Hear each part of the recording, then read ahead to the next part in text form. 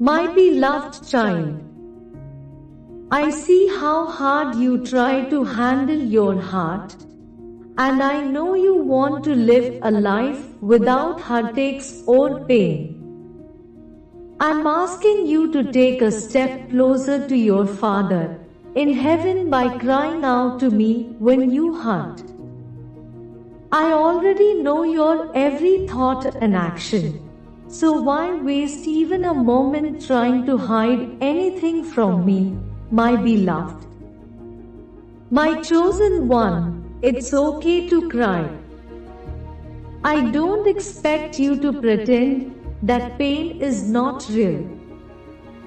It is truth and tears that will give you the freedom that I want you to know. I love it when you come to me to confess your sin.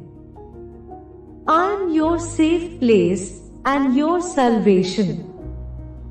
There is nothing you can tell me that I can't handle hearing. Let's make it right together. Let me have the thing that's holding you back from a new and fresh start. Come to me in truth and be transparent. I am the lover of your soul. If you will come to me and confess, I will gladly wash over your mind, your body, and your spirit to make you clean.